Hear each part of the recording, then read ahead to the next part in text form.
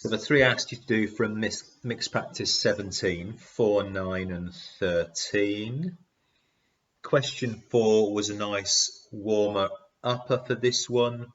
The key to this one was the phrase decelerates uniformly, which means it can be done as a SUVAT question.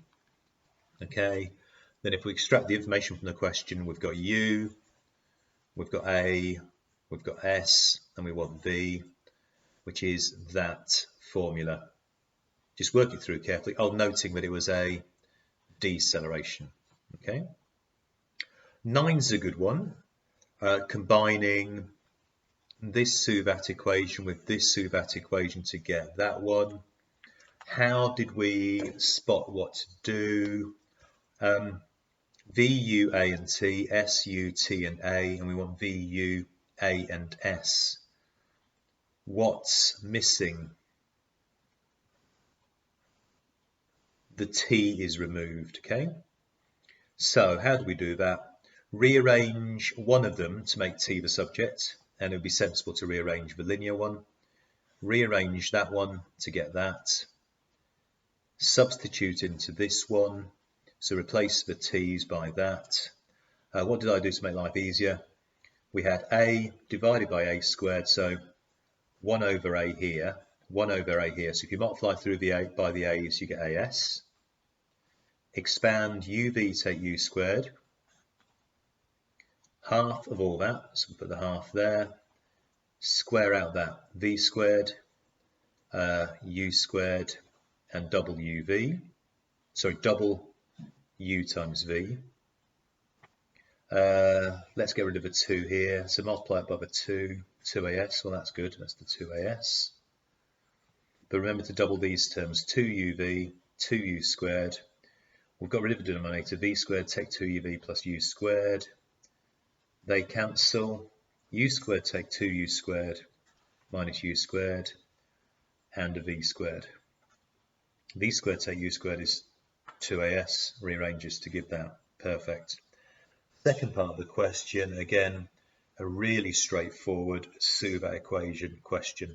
I'd always draw a diagram, projected downwards, so downwards arrow for the velocity, hits the ground at that speed, so it's travelling downwards. The acceleration is 9.81 in the question. Everything's travelling downwards, so I would make downwards the positive direction. V, U, A, we want S, V squared is U squared plus 2AS, rearranges to give this. Put the numbers in. That, 2 sig fig, 2 sig fig, 3 sig fig. 2 sig fig is the appropriate accuracy. Question 13 was the far better one from this one, okay? Car 1 travels 30 meters further than car 2 in 5 seconds. Both have U is 0 and there's constant acceleration. So it's SUVAT again. How far apart are they after 10 seconds, doubling the time? It is complicated, so just start with what we know. For car 2, and well, I've chosen car 2 because that's the one that travels less far. Car 1's 30 meters further, but it'll work either way this. We've got U is 0. We're talked about times, acceleration is constant, and it's about displacement. So I'm going to use this one. For car 2, let's say the displacement is x at 5 seconds. X is that. Use that as the acceleration. In 10 seconds, the displacement would be, the UT term is still 0. So we get that. We get that. Notice that if you multiply that by 4, you'd get that. After 10 seconds, it's travelled 4 times as far as it travelled in 5 seconds. Okay, so in 5 seconds it had travelled that far, in 10 seconds it had travelled that far. For car 1, a similar calculation would give that after 5 seconds, the distance travelled by car 1 is y.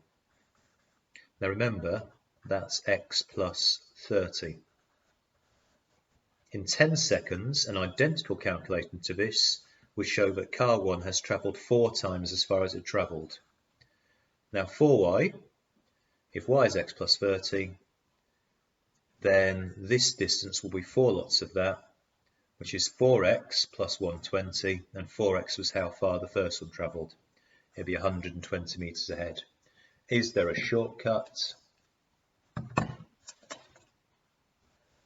Yes, there is. If you have a look at this here,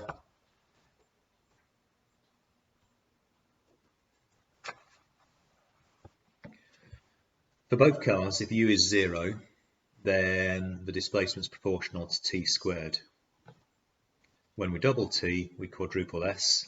A gap of 30 metres becomes a gap of 120 metres. Right, would I expect you to write that in an exam? No.